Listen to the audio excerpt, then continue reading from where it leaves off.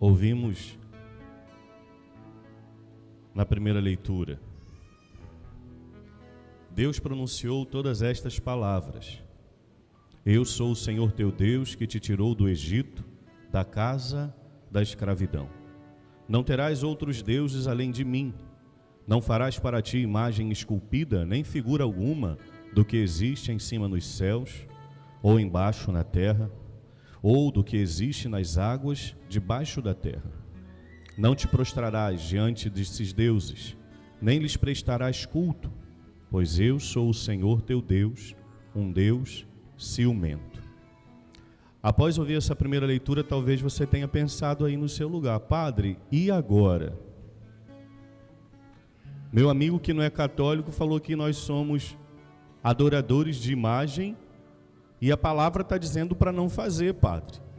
E aí a igreja católica tem, padre. E aí? A igreja está errada? Talvez você tenha pensado isso. E se pensou isso, ok. Mas você tem a resposta. Qual é a resposta? Ah, minha Virgem do Silêncio. A igreja está errada, sim ou não? Claro que não. Está errada, sim ou não? Fala com vontade, sim ou não? E qual é a resposta? E agora? Se alguém chegar para você e falar: mas está dizendo aqui na Bíblia, ó, a Bíblia. A gente precisa saber. Porque quando a gente aprende para nós e para aqueles que se aproximam de nós. Não é para discutir, não é para brigar, não, nada disso. Mas para aqueles que de verdade se aproximarem de nós e falarem: você pode me explicar?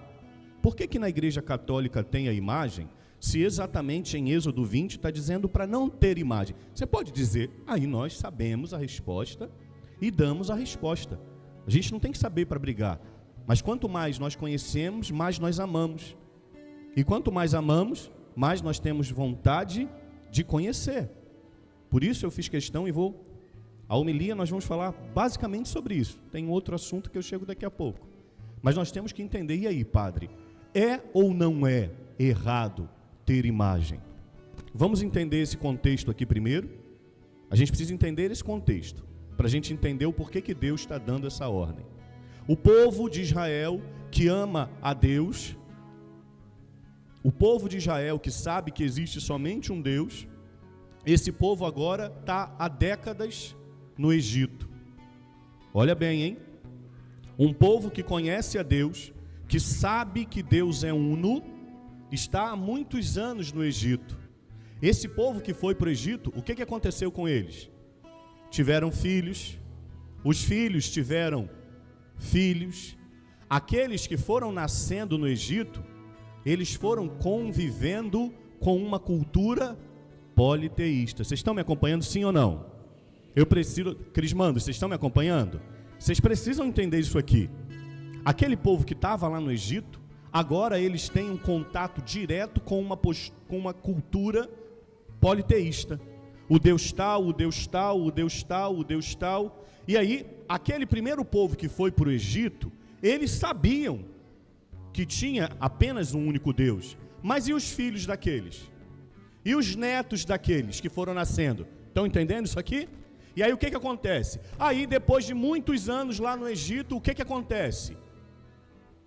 A libertação. Quem que liberta o povo do Egito? Começa com M, o nome do cara. Qual era? Parabéns, Moisés, exatamente. Então Moisés pega aquele povo que estava lá no Egito e começa a caminhar com eles pelo deserto, rumo à terra prometida. Estão me acompanhando, sim ou não? Estão com sono? Tem certeza? Posso continuar? Então eles estão saindo do Egito, ó, mas eles estão levando na bagagem uma cultura. Eles estão levando na bagagem um contexto. E aí, o que eles começam a fazer? A misturar a fé deles num Deus uno com a fé dos egípcios nos muitos deuses. Tanto é que, olha bem, vou mostrar para vocês, eu vou provar na palavra. Olha aqui, em Êxodo, se depois você quiser ler, Êxodo 32, olha isso, o povo já estava caminhando, hein? Êxodo 32, olha só. vendo que Moisés tardava a descer da montanha, lembra quando Moisés sobe no Sinai? O que Deus entrega para Moisés lá no alto da montanha? As tábuas. Só que Moisés ficou lá um tanto de tempo. Aí agora, Moisés está lá em cima. Escute isso aqui. Vendo que Moisés tardava a descer da montanha, o povo agrupou-se em volta de Arão e disse-lhe: vamos, faze-nos um Deus que marche à nossa frente, porque esse Moisés que nos tirou do Egito, não sabemos o que foi feito dele. Arão respondeu-lhes: tirai os brincos de ouro que estão nas orelhas de vossas mulheres, vossos filhos, vossas filhas, e trazei-me. Tiraram todos os brincos de ouro que tinham todos nas orelhas, o qual, tomando-os em suas mãos, pôs o ouro em um molde e fez dele um bezerro de metal fundido. Então exclamaram: eis, ó Israel, o teu Deus que te tirou do Egito. Então, olha isso aqui para mim, você precisa entender a diferença entre ícone e ídolo. O que é um ícone? É uma imagem. O que é um ídolo? Você para nele. Vou dar um exemplo. Pense em alguém tipo muito famoso que você quer conhecer. Se eu te dissesse agora, escolhe alguém. Claro, se não valesse nada eu não ia te apresentar não. Tome vergonha na tua cara. Eu quero conhecer a fulana de tal. Essa eu não vou te apresentar. Mas escolhe alguém aí muito famoso que você queria conhecer. Já pensou? Os mais antigos talvez tenham pensado: eu quero conhecer o Roberto Carlos. Eu quero conhecer sei lá o que das quantas, não é? Os mais novos: eu quero conhecer o Justin Bieber. Eu quero conhecer a Taylor Swift. Não tenho ideia. É boa essa mulher? Ou ela anda pelada? Se canta pelada, eu não vou apresentar. Mas olha, para e pensa. Volta para mim, olha para o padre. Quando eu te disse, pensa alguém que você quer conhecer. Aí, eu vou dizer aqui, o rapaz que está sentado aqui pensou assim: eu quero conhecer o Messi. Você entende que quando você diz, eu quero conhecer o Messi, eu quero conhecer a Taylor Swift, você não pensou assim, eu quero conhecer o Messi, porque o Messi vai me apresentar alguém maior? O maior já é ele. Compreende o que eu estou dizendo? Eu quero conhecer a Taylor Swift. Então eu vou conhecer a Taylor Swift, porque a Taylor Swift vai me apresentar alguém maior. Não, o alguém maior já é ela. Compreendeu? Tanto é que você fala assim: o Lionel Messi é o meu ídolo. Entendeu o ídolo? O ídolo você para nele. Ele não te leva para além. Ele é a meta. O ídolo é a meta. Por isso, quando esse povo diz, faz para nós um Deus para a gente adorar, eles não estão dizendo, faz para nós uma imagem para nos remeter ao Deus de Israel. Eles estão dizendo, faz para nós um Deus. E o ícone? O ícone é uma imagem que não para nela. Eu vou continuar te explicando que você vai me entender. Então o povo diz assim, mas não é para ter imagem. Não tem nada a ver uma coisa com a outra. Deus proibiu de fazer imagens de ídolos. Sabe por qual motivo? Vou te mostrar na palavra. Olha aqui. Porque Deus, uma hora manda não fazer, e a outra hora Ele manda fazer. Então pare e pensa, Deus está errado? Olha aqui na palavra, Números 21, 8 e 9. Eu vou ler o 7 para você entender. Números 21, versículo 7. O povo veio a Moisés e disse-lhe, pecamos, murmurando contra o Senhor e contra ti. Roga ao Senhor que afaste de nós essas serpentes. Moisés intercedeu pelo povo. E o Senhor disse a Moisés, faze para ti uma serpente ardente e mete-a sobre um poste. Todo que for mordido, olhando para ela, será salvo. Então, para aí, pode ou não pode fazer imagem? Porque Deus acabou de mandar fazer. Vou te mostrar outro lugar que Deus também manda fazer. Êxodo 25. Olha aqui. Diz assim, Êxodo 25, diz assim.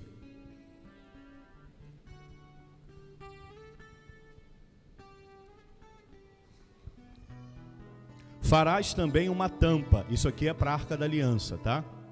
Lembra da arca lá do Antigo Testamento? Olha a tampa da arca. Farás também uma tampa de ouro puro, cujo comprimento será de 2,5 côvados e a largura de 1,5 côvado.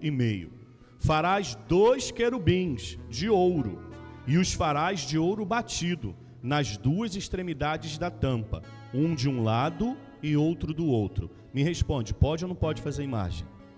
Está entendendo isso aqui? O que Deus proíbe? Fazer imagem de um outro Deus. Agora, quando você olha para Santo Antônio, você pensa, Santo Antônio, Deus Todo-Poderoso. Você pensa nisso? Você entende que quando você olha para Santo Antônio, você não para nele? Quando você olha para Santo Antônio, você pensa em... Não pode ser um ídolo. Quando você olha para a imagem da Virgem Santíssima, quando você olha para a imagem de Nossa Senhora, quando você olha para a imagem de Nossa Senhora, você lembra de quem? Tem como ser um ídolo? Impossível. Diferente como eu falei, eu quero conhecer o Messi, meu ídolo. Não tem problema nenhum, você quer conhecer o Messi, o Cristiano Ronaldo, seja quem for. Só dei o exemplo para você entender que o ídolo, você para nele. A imagem, você não para nele. A imagem te remete a alguém. Olha que interessante. Algumas pessoas que aqui estão conhecem a minha mãe. Se vocês chegarem na igreja, minha mãe estiver ali no pátio, vocês entraram na igreja, viram a minha mãe, vocês vão dizer assim, olha lá quem está. Aí alguém vai falar, quem é? O que você vai dizer? A mãe do... Quando você olha para minha mãe, você lembra? De mim, imagem. Minha mãe não é um ídolo. Entendeu a diferença? Quando você olha para o padre, você não para em mim. Quando você olha para o padre, você pensa, caramba, o padre vai atender a confissão, o padre vai celebrar a missa, o padre vai batizar. Quando você olha para o padre, você não para no padre. Você vai além. E a figura do padre te aponta para Jesus. Então, se fosse proibido fazer imagem, escuta que o padre já vai acabar. Se fosse proibido fazer imagem, Deus não teria mandado fazer imagem em outros lugares da Bíblia. Pare e pensa comigo. Roubar é errado? Roubar é errado, sim ou não? Imagina que Deus chegou e disse assim, porque qual é a argumentação? Escuta essa. Se você falar isso que eu te disse agora, não, meu irmão, Deus não mandou não fazer imagem. Deus disse para não fazer imagem de falsos deuses, ídolos estranhos. Aí você vai dizer, mas lá na Bíblia, Deus mandou fazer o querubim, Deus mandou fazer a serpente. Sabe qual é a resposta que eles vão falar para você? Isso aqui eu estou te falando não é para você brigar não, é para você entender como funciona ali fora. Eles vão dizer assim para você, não, mas aqui pode, porque aqui Deus mandou. Agora vocês católicos não podem, porque Deus não mandou fazer imagem de Maria, Deus não mandou fazer imagem de Santo Antônio, Deus não mandou fazer imagem de Padre Pio. Aqui pode porque Ele mandou, aqui não pode porque Ele... Então pare e pensa comigo. Então uma coisa se torna certa ou errada quando Deus manda. Olha que equivocado este pensamento. Deus disse lá no mandamento, não matarás. Não vou chegar nesse não porque é muito extremo. Não furtar, correto? Ok? É errado ou é certo furtar? Aí Deus vem aqui para nós e falou assim, ô Pedro, só pode furtar uma vez, hein? Tudo bem? Aí Pedro foi lá e falou, faz sentido isso? Furtar se tornou correto porque Deus mandou? Está entendendo? Se algo fosse essencialmente errado, Deus não mandaria fazer, porque aquele troço é errado, ponto final. Então fazer a imagem em si não é errado. Errado é você ter imagem de falsos deuses. Vai, constrói para nós um Deus para a gente adorar, porque esse Moisés, a gente nem sabe o que aconteceu com ele. Quando Arão faz a imagem do bezerro de ouro, o povo começa a adorar. E aí, quando Moisés desce, ele vê aquela balbúrdia, rebenta com o bezerro, rebenta com tudo. Moisés ficou irado. Vamos para o evangelho agora? Quando Jesus entrou no templo, o que ele ficou? Estão com medo de responder? Jesus ficou o quê? Mas ira não é pecado? Ira é pecado ou não é? Não. Ira não é pecado. Na Bíblia não diz que Deus irou-se? Como é que Deus vai pecar? Deus pode pecar, igreja? Então ira é pecado? O que eu faço com ela que pode ser, vou te dar um exemplo. A ira, escuta o padre. A ira te leva à justiça. Escuta o padre. A ira vai ser sempre no momento em que você percebeu uma situação de injustiça. Vocês estão me acompanhando, sim ou não? Tá difícil? Senão eu paro aqui e fico até meia-noite. Corto aqui a transmissão e a gente fica até meia-noite para vocês entenderem. Tá difícil? A ira vai sempre te levar para a justiça. Por isso que Deus irou-se. Vou te dar um exemplo muito ruim. Escuta o que o padre vai dizer para você não me compreender mal. Eu vou te dar um exemplo muito ruim. Eu vou te fazer sentir ira agora. Olha, vai padre, vou. Mas não peca não, calma. Acabou a missa aqui, ide em paz e o Senhor vos acompanhe. Aí você vai lá na cantina, faz o seu lanche, conversa com os amigos e vai embora. Pegou aqui o trecho, pegou a rua, ou pegou o carro, ou foi de pé, ou sei lá o quê. Quando você está ali, passando lá pela rua, você vê um homem espancando uma mulher, batendo muito. O que você vai sentir? Ai, que alegria, é isso? Ai, que momento gostoso, é isso? Como é que você vai ficar aqui dentro?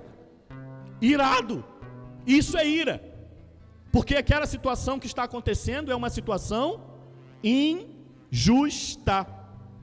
Claro, o homem nunca tem que encostar numa mulher. Quando você vê aquela cena, aquela injustiça que está acontecendo te gera ira. O que você vai fazer a partir daquele momento? Você vai parar e vai lá e vai defender a mulher. Você vai imobilizar o homem, vai chamar a polícia, sei lá o que das contas. Entendeu? A ira te levou a pegar uma situação injusta e torná-la justa. Então sentir ira não é pecado. O pecado, olha para o padre. O pecado é se eu passo do limite da justiça. Vou dar um exemplo simples, posso? Acabou aqui, você veio para a crisma, veio para a missa, aí você falou para o povo lá na sua casa, gente, estou indo para a missa, quando eu voltar, eu vou pedir uma pizza para a gente, mas eu preciso que vocês tirem a louça que está na pia, eu preciso que vocês arrumem a cozinha, para que quando eu chegar, eu vou pedir a pizza para a gente comer. Você pediu isso? Está me acompanhando, igreja? Aí você veio à missa, que maravilha, cantou no crisma, foi lindo, você está voltando para casa. Ao chegar em casa, qual seria a situação de justiça que você queria encontrar? A pia limpa, tudo feito, você pediu, não foi? Aí você chega lá, a pia está com aquela louça que você saiu e mais a louça do café da tarde, entendeu? Quando você olhar para a pia, o que você vai sentir? Até aí tem pecado? Se você entender que a ira vai te dar forças para você colocar uma situação injusta na justiça, qual que seria o seu passo agora? O que você tinha que fazer? Pare e pensa. Você que é mãe ou que é pai, meu filho, desligue o telefone e vá lavar a louça, por favor. Minha filha, saia do computador e vá ajeitar a mesa. Eu não pedi para vocês? A ira que eu senti me fez pegar uma situação injusta e colocar justo. Mas aí qual que é o nosso pecado? Quando é que a ira se transforma em pecado? Quando eu estou numa injustiça, ao invés de chegar no limite da justiça, eu passo. Vou dar um exemplo. Meu filho, arruma, tá bom, a mesa, tira a louça da pia, porque quando eu voltar eu vou pedir uma pizza pra gente comer. Aí eu chego em casa, a louça tá pior ainda. Eu como pai, e você como filho, como filha, não importa. Você tem que pegar uma situação injusta e torná-la justa. Isso a ira te ajuda a fazer. Ao invés de falar assim, meu filho, vamos lá, desliga o telefone, saia do computador, vá lavar a louça, por favor.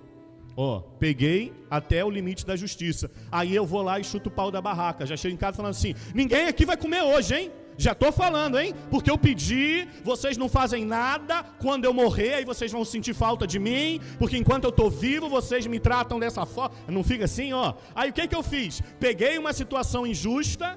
Ao invés de trazer no limite da justiça, o que eu fiz? Fui para o outro lado. Agora eu tornei uma situação injusta que não era minha, numa situação injusta minha. Briguei, xinguei, ofendi. tratei mal, humilhei, entendeu? Então, muitas das vezes, por que a ira se torna pecado? Porque eu passo direto do limite da justiça. Senti ira? Jesus entrou no templo. Como é que estava o templo? Arrumadinho, bonito, cheiroso, não estava? Como é que estava o templo? Uma balbúrdia.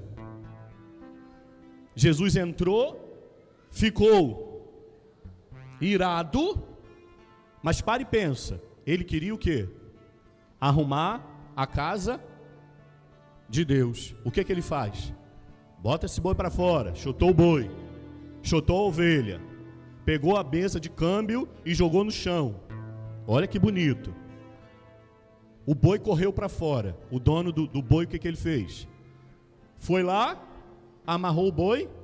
O dono do boi perdeu o boi. E o dono da ovelha perdeu a ovelha? Vocês estão me acompanhando? O dono da ovelha perdeu a ovelha? E as moedas que caíram no chão, o dono da moeda perdeu a moeda? O que ele fala agora com o dono da pomba? Que bonito. Ele abre a gaiola e solta a pomba? Por que ele não faz isso? Porque se ele fizesse isso, ele estaria sendo injusto. A ira deles teria extrapolado. Por isso, quando ele chega diante daquela situação, ele bota o boi para fora, ele bota a ovelha para fora, ele joga a mesa de câmbio no chão para parar de trocar aquele dinheiro, mas na hora da pomba, ele olha para o dono da pomba e fala assim, ó, pega você e tira daqui.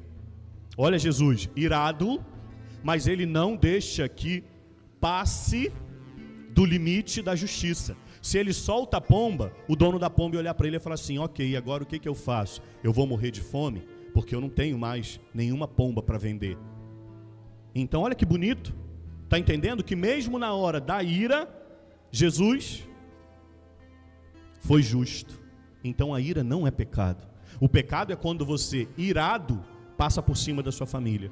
O pecado, meu filho, quando você está irado, você grita com seu pai, você ofende seu pai, você diz que ele não é o pai que você queria, que ela não é a mãe que você queria, que o pai ou a mãe dos seus amigos são muito melhores porque eles têm dinheiro ou deram um iPhone A15 Pro, 16 Plus, não sei o que das contas para o seu amigo. Aí você peca contra a ira, porque você ultrapassa o limite da justiça. Mas eu termino. Porque a primeira leitura nos diz que a misericórdia do Senhor se estende a muitas gerações. Deus é justo, mas é também misericordioso. Então, queridos, que o Senhor nos ajude a agir com justiça. Quando nos depararmos com uma situação injusta, a ira vai nos ajudar a ser justos. Vou te dar um outro exemplo de como a ira pode te ajudar. Imagina o seu amigo falar assim, vamos para a igreja hoje não, vamos para o shopping. Você tem que sentir ira daquela situação, porque a ira vai dizer para você, não, eu vou para a igreja. Ou quando seu amigo na festa fala assim, não, vamos apertar um baseado para a gente sentir uma onda. Você tem que ficar irado, porque a ira... Esse sentimento vai te fazer dizer para o seu amigo, nunca mais me ofereça isso. Se você é meu amigo de verdade, me respeite. A ira é boa, a ira não é ruim.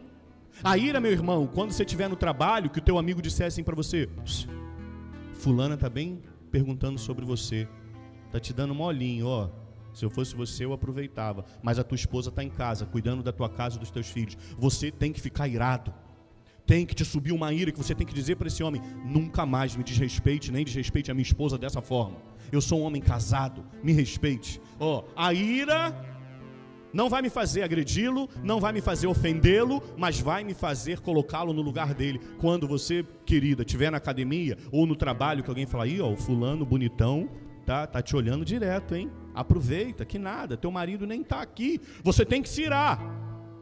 Isso tem que te dar ira, porque nós temos, olha o que o padre vai dizer, e não é pecado que eu vou dizer, vai parecer estranho, você tem que odiar o pecado, você tem que sentir um ódio mortal pelo pecado, não é errado, como é que eu vou ser complacente com o pecado? Eu preciso me irar contra o pecado. Então não é errado irar-se, errado é pegar a ira, ao invés de parar no limite da justiça, ultrapassar. E aí aqui você já jogou tudo para o alto, já ofendeu, já gritou, já xingou, já humilhou. Agora, a ira, ela vai nos ajudar. Não saia daqui dizendo: ih, agora o padre falou que eu posso ser irado, hein? Não mexe comigo não, que eu estou irado, hein? Não é nada disso. A ira é aquele sentimento. Eu falo sentimento para você entender, mas é aquele movimento interno que vai te fazer odiar o pecado e amar a Deus sobre todas as coisas. Peça isso ao Senhor. E por fim, tenha, meu filho, tenha, minha filha, a tua imagem na tua casa.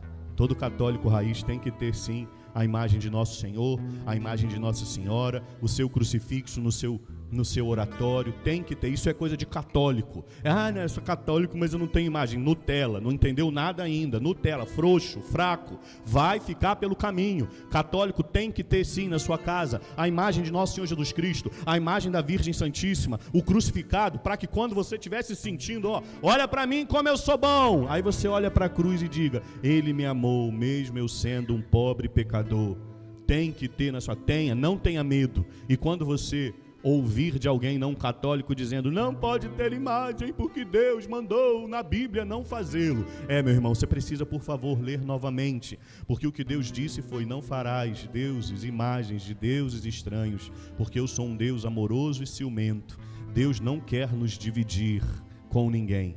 Então, que tenhamos sim as nossas imagens, porque elas nos ajudam e nos ajudam a orar com toda certeza. Louvado seja Nosso Senhor Jesus Cristo. Professemos a nossa fé. Creio em Deus Pai, Todo-Poderoso, Criador do céu e da terra, e em Jesus Cristo, seu único Filho, nosso Senhor, que foi concebido pelo poder